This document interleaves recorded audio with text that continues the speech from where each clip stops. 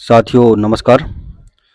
दोस्तों, यदि आप किसी भी कंपनी के एईपीएस संचालक हैं, किसी भी कंपनी से जुड़ करके एईपीएस का काम कर रहे हैं, तो आप पिछले दिनों से या 19 मई 2023 से काफ़ी परेशान या चिंता में या बहुत सारे प्रश्न आपके मन में होंगे। ऐसे बहुत सारे रिटेलर्स भाई भी हैं जो हमसे जुड़ के सीएसपी का काम कर रहे हैं, स्पाइस मनी, रॉयनेट, फिनो, ई पे एटसेट्रा। इस तरीके की जो कंपनियां हैं उनसे जुड़ के जो एईपीएस का काम कर रहे हैं, उनके मन में बहुत सारे क्वेश्चन आ रहे हैं एसबीआई बैंक को के एईपीएस को के लेकर के, एसबीआई बैंक के संबंध में। क्या पहला तो क्वेश्चन ये आता है कि क्या बैंक ऑफ बड़ौदा या सेंट्रल बैंक ऑफ इंडिया की तरह एसबीआई बैंक का भी जो एईपीएस सिस्टम है, आधार इनेबल पेमेंट सिस्टम, वो बंद हो गया है, या 19 तारीख से या 19 मई से या प्रीवियस डे से जो इस तरीके की प्रॉब्लम्स आ रही हैं। बेसिकली दो तरीके के एरर आ रहे हैं सामने। एक तो एरर आ रहा है सस्पेक्टेड फ्रॉड का, दूसरा एरर आ रहा है 30 मिनट वाला एरर आ रहा है कि more than one transaction 30 minute के अंदर यदि हम सेम कस्टमर का करते हैं तो भी वो नॉट अलाउ है। ये दो तरीके के एरर हमें देखने को मिल रहे हैं। तो साथियों, मैं आपको एक अपडेट देना चाहता हूं कि एसबीआई का एईपीएस बंद नहीं हुआ है, और ऐसा एक व्हाट्सएप में मैसेज सर्कुलेट हो रहा है। ये ऑफिशियली ये मैसेज ना एसबीआई ने दिया है ना किसी कंपनी ने दिया है, लेकिन ये बात सच है क्योंकि जिन लोगों के एसबीआई के बैंक अकाउंट में मोबाइल नंबर लिंक नहीं है, उन लोगों का एईपीएस के माध्यम से पैसा विड्रॉल नहीं हो पा रहा है।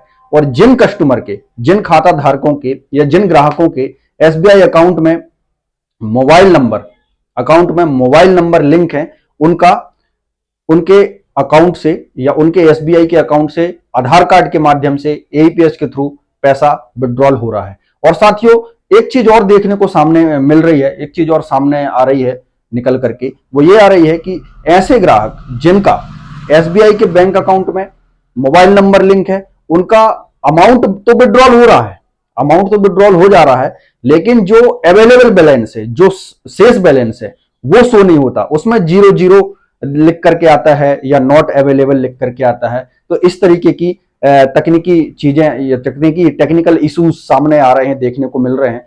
तो साथियों, मैं आपको एक अपडेट और दे दूं कि ये ना तो एसबीआई ने ऑफिशियली दिखाया है या जानकारी दी है, ना किसी कंपनी ने ऑफिशियली जानकारी दी है, लेकिन ऐसा हो रहा है क्योंकि हमने एक्सपेरिमेंट करके देखे हैं, हमारी पूरी टीम ने प्रैक्टिकल एक्सपेरिमेंट करके देखा है। और मैंने खुद अपना पर्सनल जो एसबीआई अकाउंट है, क्योंकि मेरा account number mobile number link है, तो मैंने अपना खुद का ही विड्रॉल करके देखा, तो मेरा तो बहुत आसानी से विड्रॉल हो गया। लेकिन यह है कि जो अवेलेबल बैलेंस है, जो शेष अमाउंट जो शो होता है, वो शो नहीं हो रहा है। तो साथियों, मैं आपको यह बताना चाहता हूं कि एसबीआई ने एईपीएस को बंद नहीं किया है। आप सिंपली अपने ग्राहकों को या आपके पास जो भी ग्राहक आप कनेक्ट में हैं, जो भी लोग आपसे टच में हैं, उन लोगों को यही बताइए कि आप अपना अकाउंट में मोबाइल नंबर को लिंक कराइए या सीड कराइए।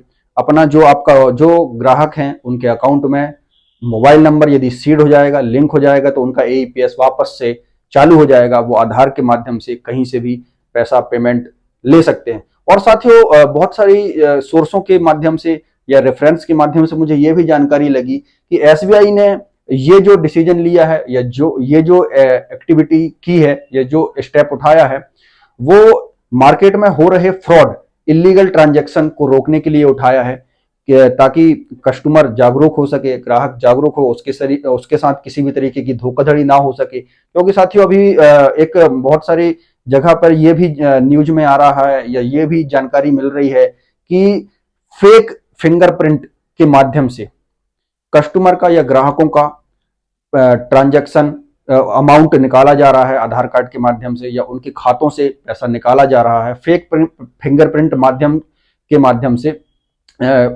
उनके खातों के साथ छेड़छाड़ हो रही है, धोखाधड़ी हो रही है, वो उन फ्रॉड के शिकार हो रहे हैं।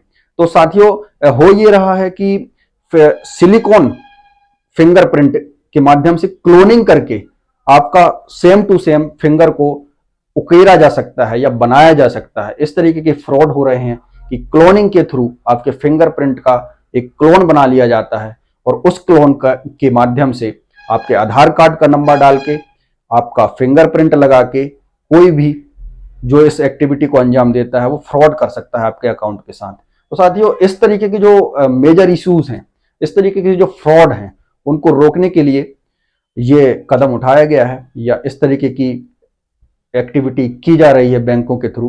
तो साथियों, आप सतर्क रहें, सेफ रहें, सावधान रहें और मार्केट में जो फैल रही हैं अफवाहें, उनसे बच करके रहें।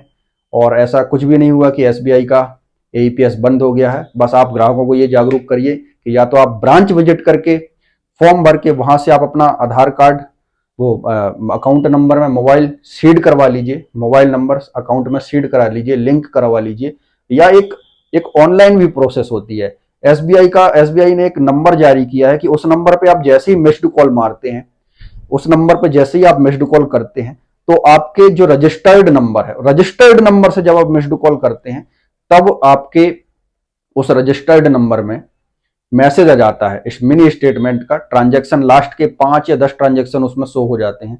यदि आपका नंबर रजिस्टर्ड होगा और वो उस नंबर पे आप मिस्ड कॉल करेंगे, तो आपके मोबाइल नंबर पे एक टेक्स्ट मैसेज आ जाएगा जो मिनी स्टेटमेंट का होगा। लास्ट 5 या 10 ट्रांजैक्शन उसमें आपको दिख जाएंगे।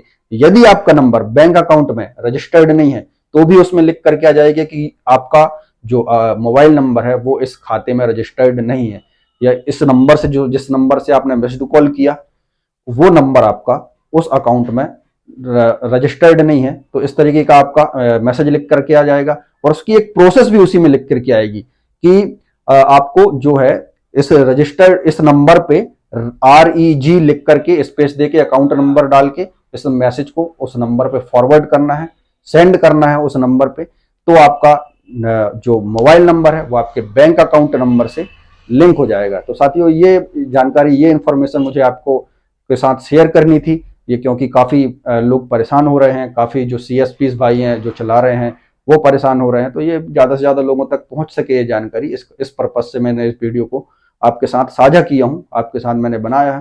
तो धन्यवाद साथियों, मुझे यही जानकारी आपके साथ देनी थी। और हो सके तो इस वीडियो को जरूरतमंदों तक पहुंचाइएगा जिसको जरूरत हो। धन्यवाद।